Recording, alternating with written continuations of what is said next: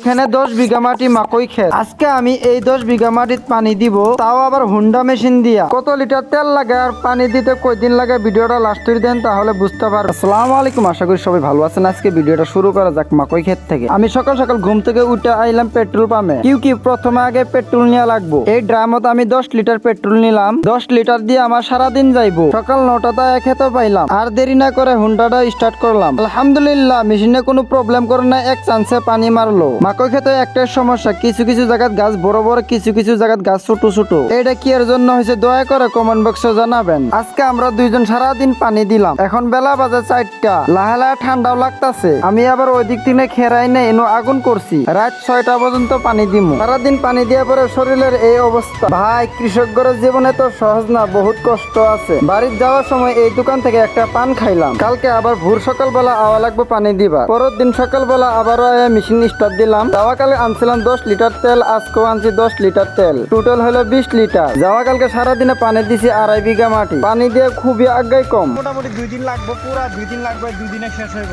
আর পানি দেওয়া যেত কষ্ট, আর কৃষক ভাইদের যে খুব কষ্ট।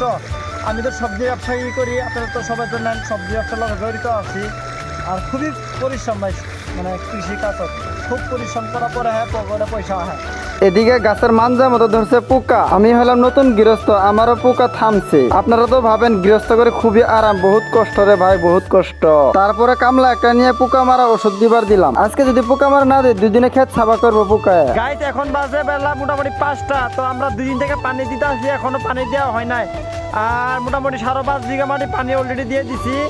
আর আরো মাত্র 2 দিন লাগবে। 10 বিঘা মাটি, 10.5 বিঘা মাটি না, 2 দিন আরো লাগবে। আর এদিকে মোটামুটি 5টা বিশেষ পানি ওদিকে যা পাই নাই কে। তো পিছনে আমার একজন ছোট ভাই আছে, হাই কর দো ভাই। হ্যাঁ, লাইক করো, শেয়ার করো, সাবস্ক্রাইব করো। পরের দিন সকালে আমরা খেতে সার নিয়ে এলাম। ভিজা মাটির সারটা দিলে গাছের ধরবো ভালা। ভাই কি কি সার মারতেছে নিলাম? এখানে আছে আপনার ইউরিয়া, তারপর আছে ডিএপি। এই ইউরিয়া ডিএপি মিক্স করে আমরা খেতে গুনতেছি। তার ফলে আমার গাছগুলো মোটা মোটা হবে, গাছগুলো লম্বা হবে। ইউরিয়া ডিএপি মিক্স করে খেতে ছিটানোর জন্য রেডি করলাম। ও ভাই, আপনার কি হয়েছে? ভাই কিচ্ছু না ভাই, কি করবেন, এই ভুট্টা খেতে এত কষ্ট রে ভাই। এখনো পানি দেওয়া শেষ হয় নাই, তো আজকে মোটামুটি পানি দেওয়া শেষ হয়ে যাবো গা। আর প্রচুর কষ্ট, এই কৃষকদের যে এতটুকু কষ্ট পরিশ্রম করার পরে যে পুকুরটা পোষা উঠে, খুবই পরিশ্রম করার পরে পোষা উঠে। আর দেখছেন তো শরীরের অবস্থাটা কিরকম, একদম মানে অবস্থা মানে খারাপ হয়ে গেছে। তো এতটুকু জায়গা আছে পানি দেওয়া শেষ। তো কালকে তো মাহে রমজান, কালকে থেকে তো রমজান শুরু না। হ্যাঁ হ্যাঁ, তো সবাই দোয়া করবেন আমার জন্য। আর এতটুকু, আসসালামু আলাইকুম।